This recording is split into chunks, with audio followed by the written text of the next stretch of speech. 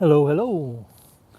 An update. I was lured out of my house by the sunshine breaking through the clouds, and how you can see right now, it's absolutely horrible weather. I'm here at the corner where I consider like a little zoo within this park, because you have here different time of the year, different species to observe.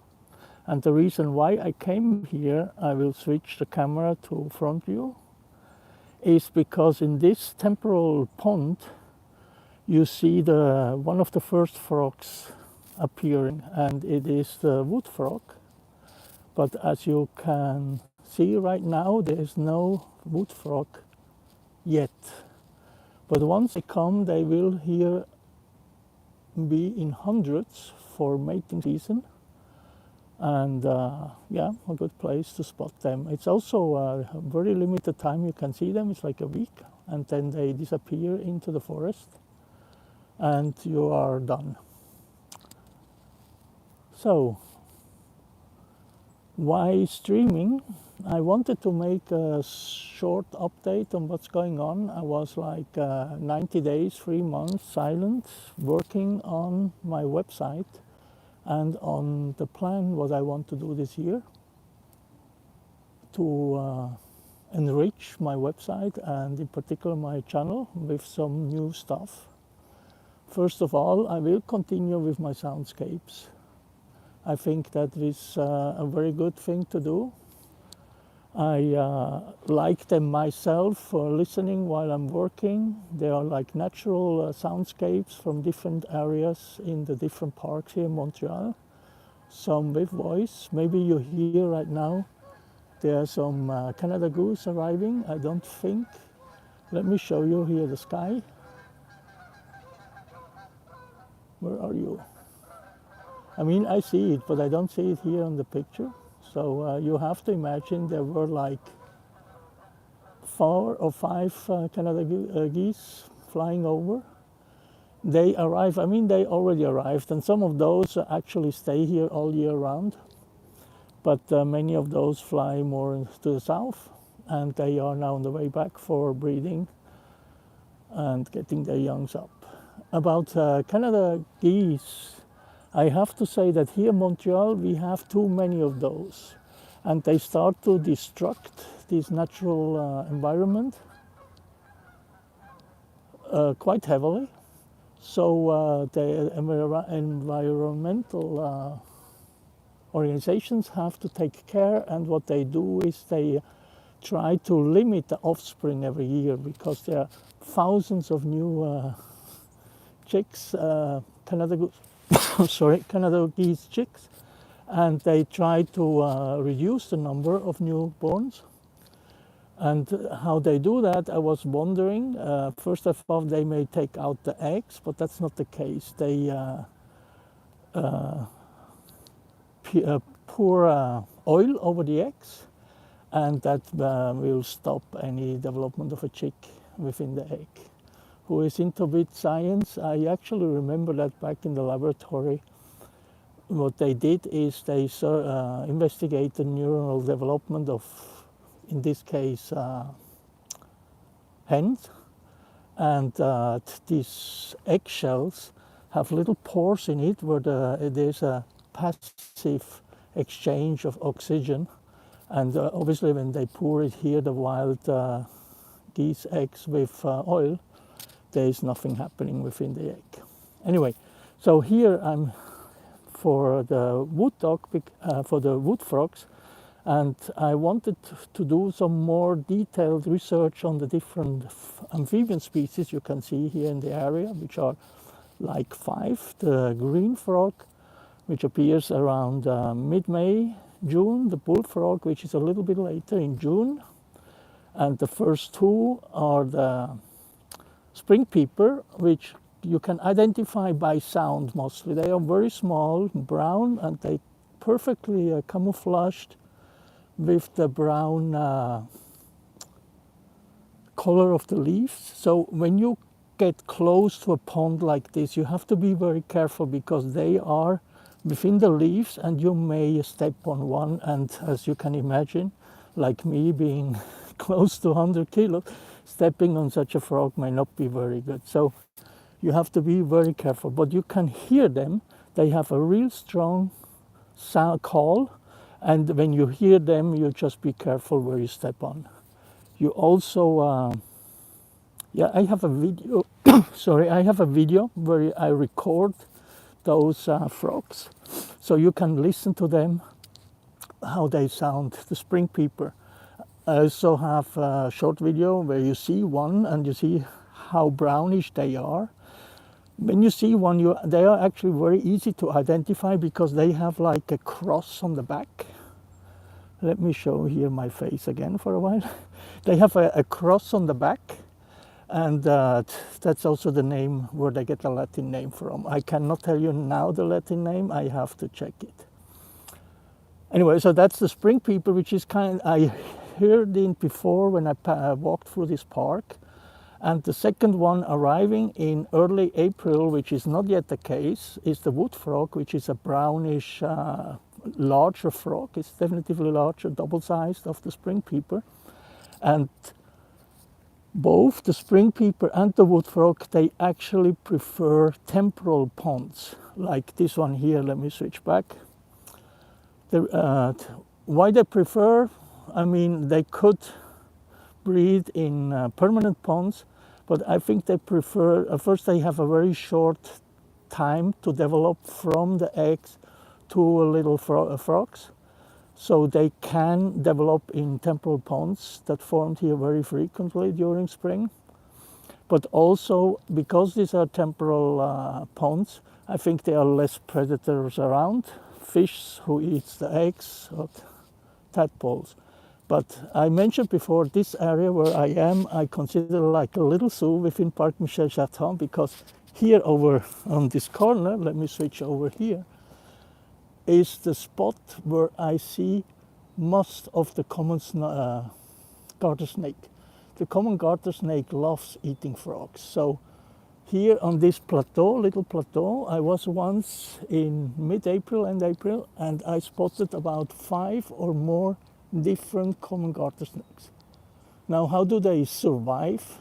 They survive by being in cavities underground where the temperature is not getting that cold, and they also accumulate in larger groups so they can modulate the temperature among each other. You may have seen some documentaries they show. I never was able, and I don't think that I will soon be able, to do recordings in winter of common garter snakes accumulating. But anyway, here somewhere they have their cavity and they come out in the early springtime. I see here some comments from Innocent Grapes. Wait, spin around. I think that was before, so show me around. Let me show you something special here at this spot, which is Eastern Screech owl apartment building. But there's a history about this, and it's here. Let me try to zoom in. So you see here this trunk. They have like 1, 3, 4 cavities. I fixed the camera to not trembling like this. And here I was able to record Eastern Screech owls, youngsters and adults. But the tree broken in half on top, you see on the big cavity on top. So there was like an adult, and below in the below apartments, there were I was able to record 2 chicks. Eastern Screech owl chicks. But now, like half a year ago, or maybe a year ago, this broke into half, and I don't think that it serves now as nest anymore. So that's here. Over there, I turn around a little bit more. I was able to spot groundhog. Groundhog here are like forest habitants in general, so they like this area. but I haven't seen one this year yet, so they may come out and be more active in the next days. And let's get back here. So I didn't want, I prefer showing animals, but unfortunately there are not really any animals around right now. So I take advantage of this short stream to tell about what I did with the website. And for that I get here back. So I did actually work out finally a project I was working on for a long time, which is kind of simulations of evolutionary processes, and I published them in my website. There are different models I was working with, and one I'm particularly interested in is the dynamics of perception recognition. Perception recognition is something like, let's say, one animal, snake, sees a frog or doesn't see a frog. And the second one, which is a recognition, is it sees the frog and it recognizes it as, let's say in this case, food, or if a snake sees another snake, it recognizes as fellow. Maybe sometimes even food, I don't know. So you have like this play between can I see something and what is it, or recognize what it is. Now this has several applications on several levels. Myself, I'm more interested in how can evolution develop so that you suddenly escape being seen by a predator or by a competitor, so you have a less competitive situation. You can escape by different location, but you also can, or an organism, a species can change over time to escape being faced with a particular predator in the area where it commonly lives. Besides those simulations, I added 3 little games, which are kind of educative games, but my fun was with it to figure out how can I develop JavaScript games. And I did one which I call it Bird Battle Royale, where it's like you have a card, you have the properties of that species, of that bird species, and then you select one of the features, and you have to, even there are like 2 choices, it can be the highest or the lowest. And then once you select a specific characteristic, it compares with a hidden card, and if you win the competitive card. So it's a showcase for my photos, but it's also, you can learn something about the species. I added a memory concentration game, so you can, you have like, depending on the screen size, you have 8 to 16 or 32 cards on the back, and you always switch 2, and when you have 2 matching, you will get those up away from the board. So things like this, it's fun to develop them, and maybe fun for you to play them. Then I started recently doing some podcasts. Maybe some know that I'm into developing, and I looking into the development of artificial intelligence. So I stumbled over Notebook LM, which is a service from Google where you can provide content in form of documents, videos, whatever you have available. They have a broad selection of types of sources you can use. You draw them into a container, and then you click a button and it generates a podcast. There are 2 people, female and male, discussing the topic of the document you provided. And because I was talking about the evolutionary process between perception and recognition, I did this podcast for one article, which is the cowbird. It's a brown-headed bird, not very fancy to look at, but it's a parasite breeding. So what he does, he draws his eggs into nests of birds. He's kind of a broad self-breeding parasite. That means he doesn't really have certain, he can put his egg into a lot of different species nests. But this research in particular was looking at host preference, and this goes back into my perception recognition way of thinking it. So here the female bird, before laying the eggs, he perceives what type of host it is. Is it a preferred host? And then draws the egg. And in that study, you figure out that it's quite specific. And secondly, it is high motivation to drop the egg in the nest of a particular host.